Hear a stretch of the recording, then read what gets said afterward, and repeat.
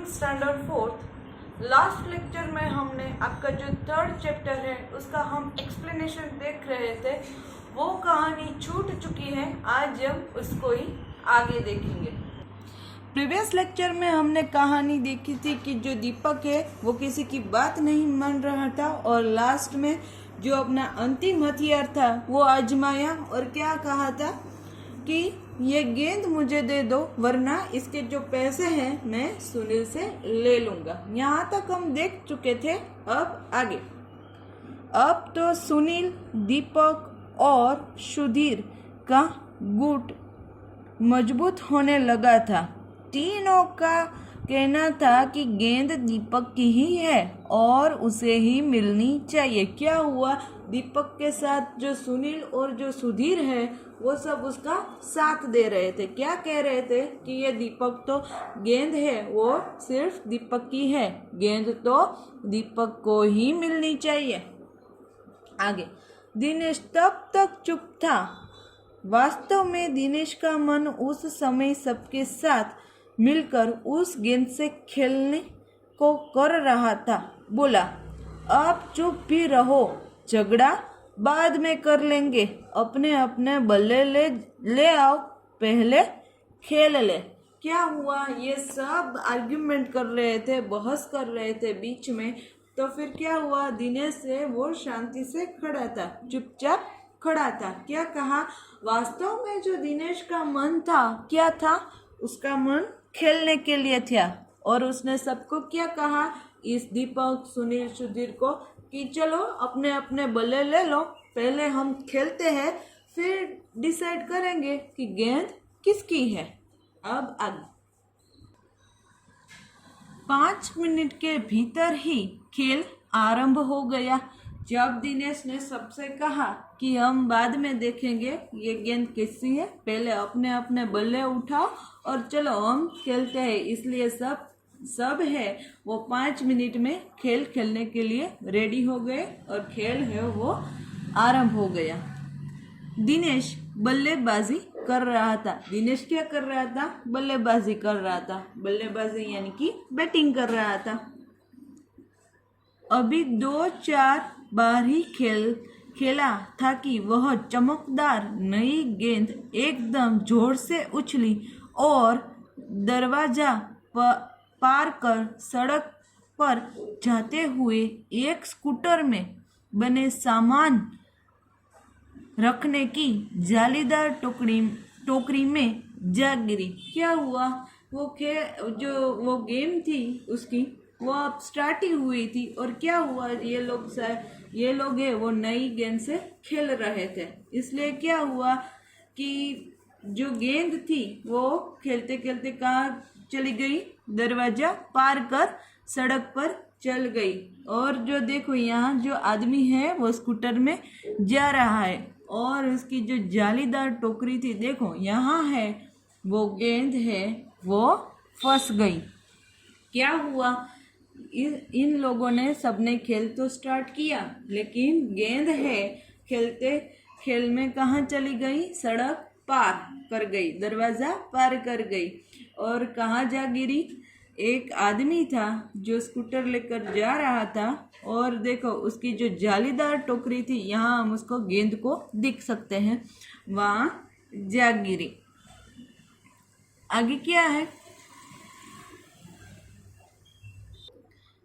Scooter वाले को शायद पता भी नहीं चला, तेजी से चलते हुए स्कूटर के साथ गेंद भी चली गई। ये जो स्कूटर वाला था उसको तो पता भी नहीं चला कि जो गेंद है वो अब उसकी स्कूटर की जालीदार टोकरी में यहाँ है और वो तो अपनी मस्ती में जल्दी से चला गया वहाँ से। आगे क्या होता है, बच्चे पहले तो चिल्लाते हुए स्कूटर के पीछे भागे परंतु जल्दी सब रुक गए। देखो जब ये आदमी जा रहा है ऐसे जल्दी में जा रहा है, उसको पता भी नहीं चला कि गेंद है वो अब मेरे स्कूटर में चली गई है। देखो अब यहाँ देखो ये सब सारे बच्चे थे वो खेल रहे थे और वो स्कूटर वाले पर चिल्लाए कि तुम आ जाओ, अपनी गेंद दे जाओ। कहीं कहीं बच्चे थे ये स्कूटर वाले के पीछे भागे, लेकिन वो सब रुक गए। परंतु वो कुछ ज़्यादा नहीं भागे, थोड़े से भागे और फिर तुरंत सब रुक भी गए। समझ गए थे कि स्कूटर के पीछे भागना बेकार है। क्या सब बच्चे पहले भागे फिर रुक गए? क्यों ऐसा? क्योंकि वो जानते थे कि स्कूटर के पीछे ऐसे भागना तो बेकार है। एक पल के लिए सभी ने एक दूसरे की ओर देखा और फिर सभी ठहाक मारकर हंस पड़े। क्या हुआ कि पहले तो वो स्कूटर के पीछे भागे और जो बच्चे थे वो फिर नहीं भागे, और क्या सोचा कि स्कूटर तक तो हम पहुंच ही नहीं सकते, उसके पीछे भागना बेकार है। तो क्या हुआ, बॉल किसके पास चली गई? जो गेंद थी वो स्कूटर के साथ चली गई और किसी को नहीं मिली। ये सब बहस कर रहे थे कि गेंद किसकी है किसकी नहीं है। तो फिर क्या हुआ, गेंद है और सभी ने क्या सोचा कि वो स्कूटर के पीछे तो भाग नहीं सकते, लेकिन क्या हुआ, वो सब हंस पड़े क्योंकि गेंद है वो अब स्कूटर वाले के साथ चली गई और किसी को भी गेंद है वो नहीं मिली। ये लोग जो बहस कर रहे थे, गेंद मेरी है, गेंद दीपक की है या गेंद सुनील की है, फिर सुधीर की है, ऐसा कुछ हुआ नहीं। खेल में गेंद तो किसी और के पास चली गई और जो स्कूटर वाला है वो गेंद लेकर चला गया। इस जो कहानी के जो ऑथर है वो कौन है? शांता कुमारी जैन। ये जो कहानी है किरमिच की गेंद, वो किसने लिखी है? शांता कुमारी जैन ने ये कहानी लिखी है।